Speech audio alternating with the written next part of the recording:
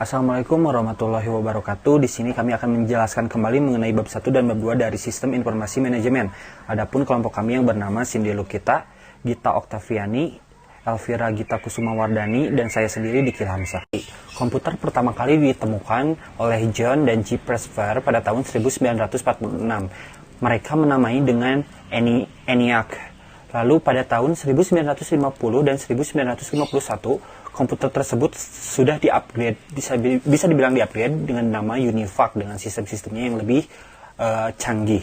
Namun untuk pada tahun 1954, komputer tersebut ada penambahan pencanggihan lagi dan diganti nama dengan G.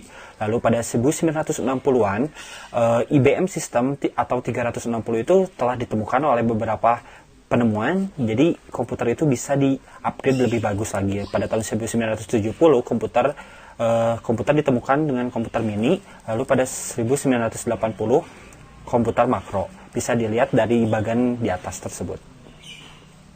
Untuk evolusi peranti komputer, kita bisa lihat yang pertama ini ada ENIAC, ENIVAC, lalu ada G, ada sistem, ada IBM System, lalu ada mikro dan makro. Lalu berikutnya Intel ditemukan oleh Gordon Moore pada tahun 1960. Pada awal hukum ini menyatakan bahwa kerapatan penyimpanan sirkuit integrasi dari sebuah chip silikon akan meningkat 2 kali lipat setiap tahunnya. Tingkat pelipat gandaan meningkat menjadi 18 bulan hingga saat ini. Lalu ada pengantar arsitektur komputer, bisa dilihat dari bagian di atas tersebut.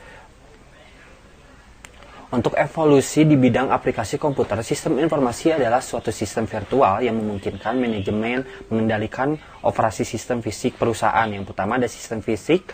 Perusahaan terdiri atas sumber-sumber daya berwujud bahan baku karyawan, mesin, dan uang. Lalu ada sistem virtual terdiri atas sumber daya informasi yang digunakan untuk mewakili sistem fisik. Sebagai contoh, sebuah perusahaan menyimpan persediaan yang menyimpan barang-barang persediaan merupakan sistem fisik, dan file induk persediaan berbasis komputer adalah suatu sistem virtual yang mencerminkan sistem fisik. Atau decision support system. Beberapa sistem informasi manajemen mengalami kegagalan. Nah, kegagalan ini telah meyakinkan para spesialis informasi bahwa harus ada cara lain yang dapat membantu para pihak pencari masalah untuk mengambil suatu keputusan. Namun, pada tahun 1971, J. Anthony dan Michael Scott telah mencetuskan sistem pendukung pengambilan keputusan atau Decision Support System atau DSS, yaitu suatu sistem yang membantu seseorang manajer atau sekelompok kecil manajer memecahkan suatu masalah. Nah, model DSS ini pada bagian diagram adalah tiga sumber informasi untuk pengguna atau relational database. Yang kedua, basis pengetahuan atau knowledge base. Yang ketiga yaitu basis data multidimensional atau multidimensional database. Selain itu ada yang disebut GDSS, yaitu sistem pendukung pengambilan keputusan kelompok, yaitu Group Decision Support System. Nah, yang kedua yaitu ada sistem perencanaan sumber daya perusahaan.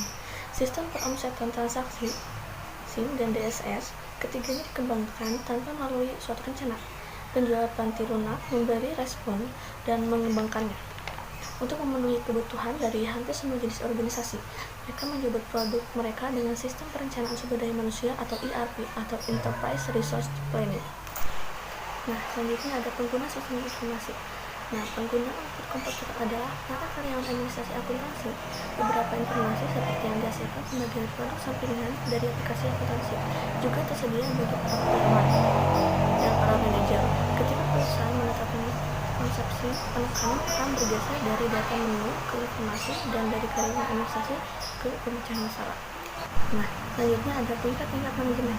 Teoretikus manajemen Robert N. Anthony memberikan nama untuk tingkatan manajernya.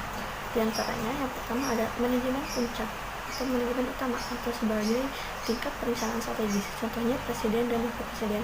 Yang kedua ada manajer tingkat menengah atau sebagai tingkat kendali manajemen, contohnya sebagai manajer regional, direktur produk, dan kepala divisi. Yang ketiga manajemen tingkat rendah atau sebagai tingkat kendali operasional, contohnya kepala manajer, kepala departemen, penyelia, dan pimpinan proyek. Nah, selanjutnya ada fungsi-fungsi manajemen dibagi menjadi 5 menurut Henry Fayol. Yang pertama ada merencanakan apa yang mereka lakukan. Yang kedua yaitu berorganisasi untuk menjalankan rencana. Yang ketiga yaitu memiliki sumber daya yang dibutuhkan, dan yang keempat yaitu mengarahkan sumber daya, yang kelima ada mengendalikan sumber daya. Nah, selanjutnya ada peranan manajerial, dibagi menjadi tiga. Yang pertama ada peranan interpersonal, yaitu sebagai perilaku manajer yang menitikberatkan pada kontak antar pribadi. Yang kedua yaitu peranan informasi, yaitu penerima dan pembagi informasi. Yang ketiga yaitu peranan keputusan, yaitu sebagai peran pengambilan keputusan. Selanjutnya ada tahap-tahapan pemecahan masalah menurut Herbert A. Simon. Nah, yang pertama ada aktivitas intelijen, yaitu mencari kondisi yang membutuhkan solusi di dalam lingkungan. Yang kedua ada aktivitas perencanaan, yaitu menemukan, mengembangkan, dan menganalisis kemungkinan tindakan. Selanjutnya yaitu ada aktivitas pemilihan, yaitu memilih suatu tindakan. Yang keempat yaitu aktivitas peninjauan, yaitu menilai pilihan-pilihan masa lalu. Selanjutnya masa depan teknologi informasi. Masa depan teknologi informasi ini akan didorong oleh biaya yang rendah dan meningkatkan kekuatan komputer maupun komunikasi. Nah, kekuatan komputer ini diukur dalam kecepatan pemrosesan, kapasitas penyimpanan data, dan keragaman alat input dan output. Kekuatan komunikasi diukur oleh biaya dan kecepatan transmisi, seperti jumlah data yang didapat dan dikomunikasikan dalam satu waktu tertentu. Yang pertama di sini ada perusahaan dan lingkungannya. Sebuah perusahaan mengambil sumber daya lingkungannya, mengubah sumber daya tersebut menjadi produk dan jasa, dan mengembalikan sumber daya yang telah diubah kembali ke lingkungannya. Kemudian model sistem umum perusahaan, yang dimana yang pertama itu ada aliran sumber daya fisik, aliran sumber daya virtual, mekanisme pengendalian perusahaan, dan lingkaran umpan balik.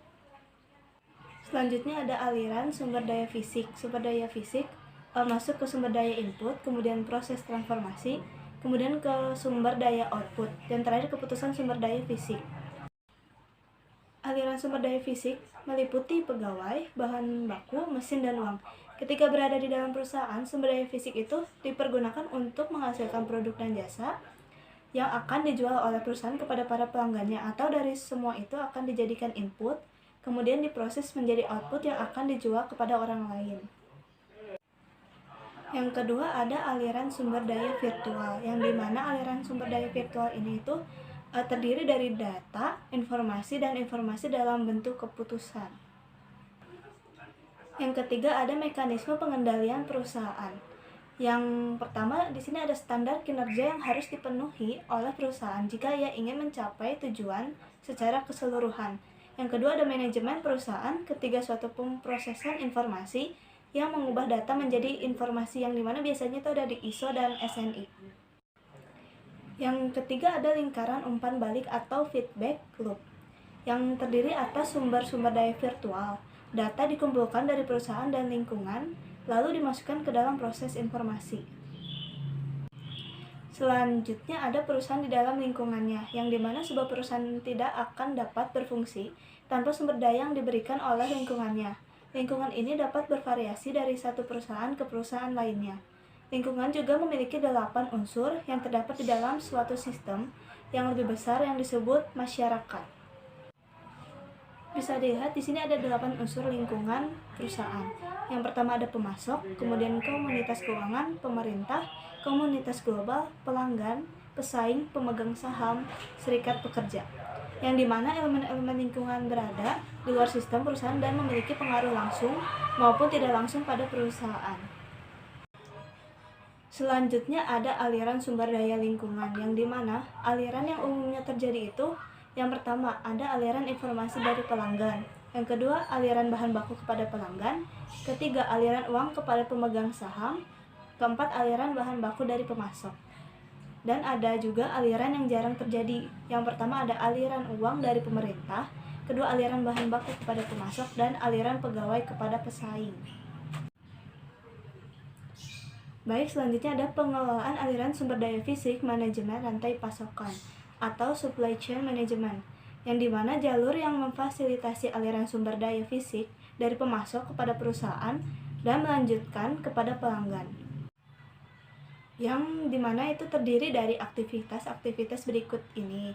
Yang pertama ada meramalkan permintaan pelanggan, membuat jadwal produksi, menyiapkan jaringan transportasi, memesan persediaan pengganti dari para pemasok, menerima persediaan dari pemasok, mengelola persediaan barang mentah, barang dalam proses dan barang jadi, melakukan produksi, melakukan transportasi sumber daya kepada pelanggan, melacak aliran sumber daya dari pemasok di dalam perusahaan dan kepada pelanggan.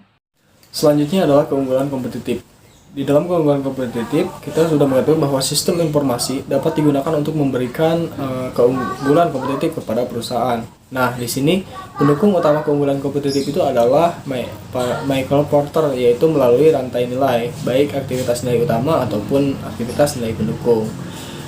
Aktivitas di sini terbagi menjadi dua jenis. Yang pertama, aktivitas nilai utama, yaitu yang meliputi logistik input baik bahan baku, persediaan, sampai dengan aktivitas-aktivitas yang menjaga hubungan dengan pelanggan.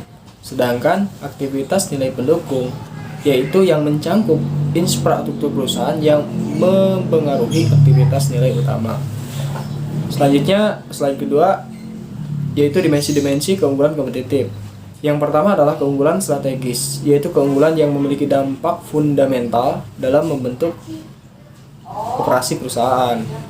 Yang kedua adalah keunggulan taktis. Nah, dalam hal ini perusahaan dapat mendapatkan keunggulan taktis ketika perusahaan tersebut mengimplementasikan strateginya dengan cara yang lebih baik kepada pesaing. Terus yang ketiga ada keunggulan operasional, yaitu keunggulan yang berhubungan dengan transaksi ataupun proses sehari-hari di dalam perusahaan. Terus ada tantangan pesaing dan juga tantangan dalam mengembangkan informasi global. Yang pertama adalah tantangan pesaing global. Di sini ada perusahaan multinasional, yaitu perusahaan yang beroperasi lintas produk, pasar, atau bahkan negara. Dan di sini juga terdapat kebutuhan khusus untuk pemrosesan informasi di perusahaan multinasional, dan juga ada pula koordinasi ataupun kebutuhan khusus untuk koordinasi di perusahaan multinasional, karena koordinasi itu adalah kunci untuk mencapai keunggulan kompetitif di dalam pasar global. Selanjutnya ada tantangan dalam mengembangkan sistem informasi global.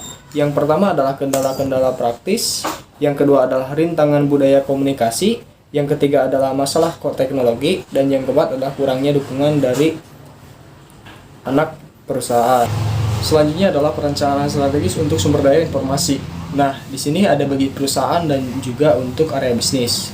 Di sini juga ada figur 236, yaitu perencanaan strategis untuk sumber daya informasi, perencanaan strategis untuk sumber daya keuangan, perencanaan strategis untuk sumber daya manusia, perencanaan strategis untuk sumber daya produksi, dan juga perencanaan strategis untuk sumber daya pemasaran.